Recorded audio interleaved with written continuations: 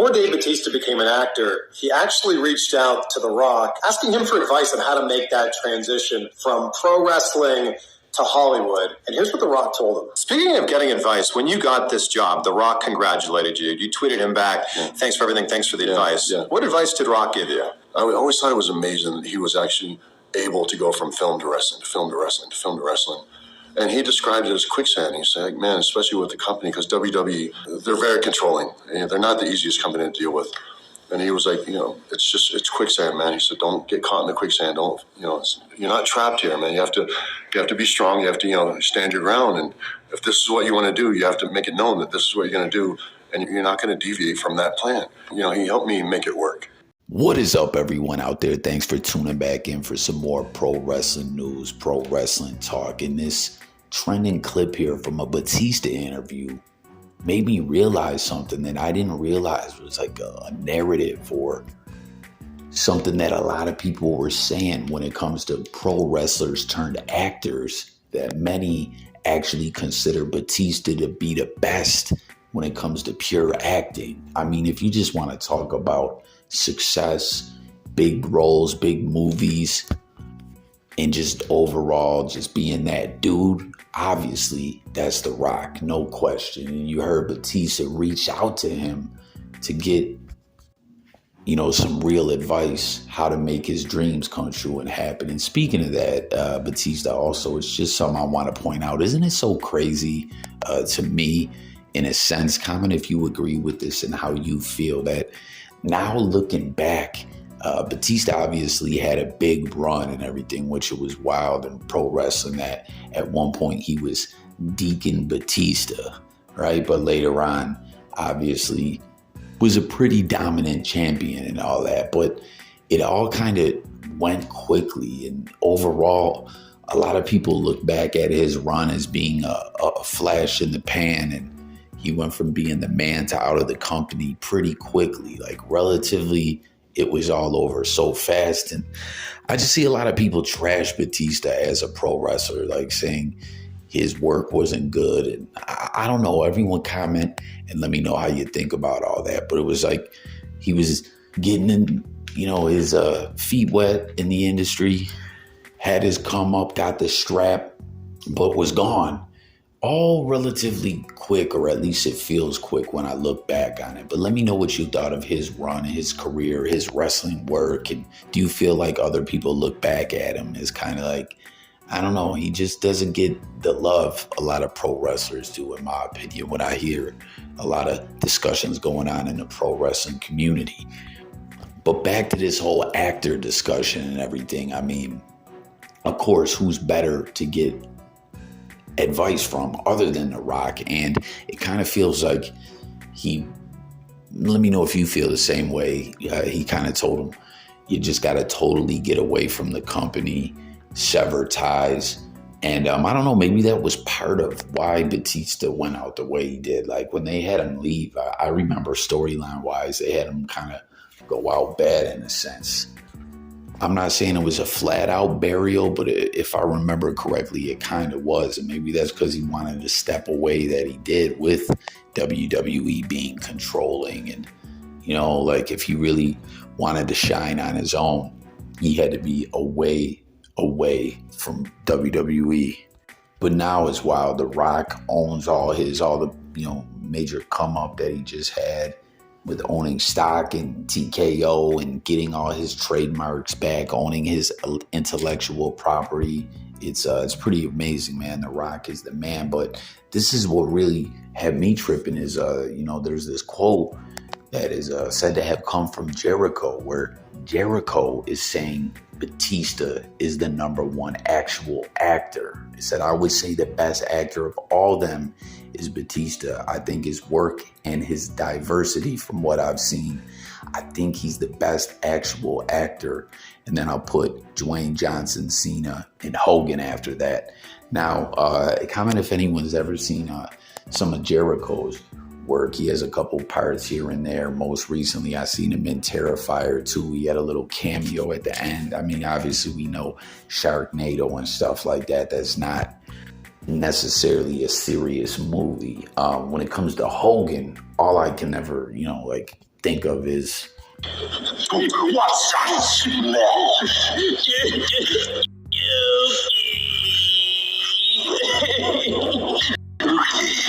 The damn dookie, you know what I mean? Like, Hogan's been in kind of jokish films to me. Suburban Nanny or Commando or something Nanny. Like, I don't know, man. I mean, it was different back then. Hogan wasn't getting any real roles. Well, no, he was in Rocky, No Holds Barred, which is kind of a cartoonish type movie in a sense, but they made it into a wrestling angle as well. But I guess The Rock is definitely the guy that really busted the door wide open for show, and we don't even have to speak about his amazing career. We all know all the roles he's had. Cena, that Blockers movie was pretty funny. Trainwreck. What's that girl, Amy whatever? Sisters, he had a pretty good little role in there that was good. But he's been in a lot of stuff. His career's all right. Those Vacation Friends movie that just came out more recently was pretty good. But I didn't realize, I knew Bautista was in movies, but I didn't realize how big in his career had gotten, just how many roles he's had. And he's still getting them.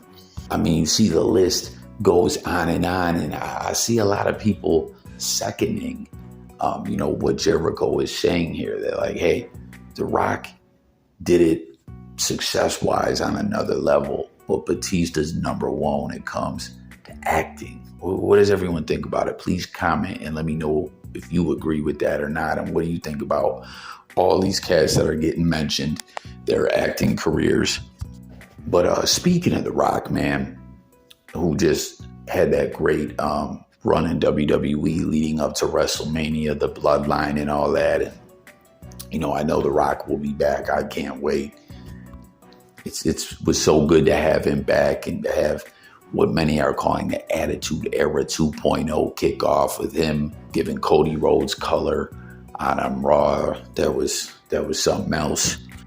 But I mean, part of what we saw when The Rock really started having success in the WWE was, when he got on the mic and had that heel turn with the Nation of Domination and started cutting them promos. It just really could show you what he could do acting wise.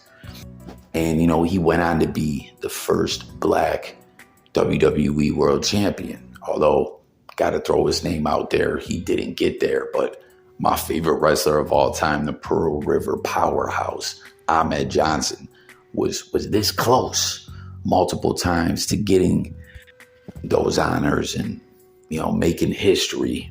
I got a video up I'm going to pin below to my other channel that I'm locked out of about the Ahmed Johnson files. It is a video that did pretty well, man. Ahmed was the man, and many felt, not everything The Rock did was exactly supposed to happen for Ahmed Johnson, but the company was really considering him to go there in multiple times, as we saw, from winning the IC strap, first black Intercontinental champ, to winning that Battle Royal to get the world title match after SummerSlam.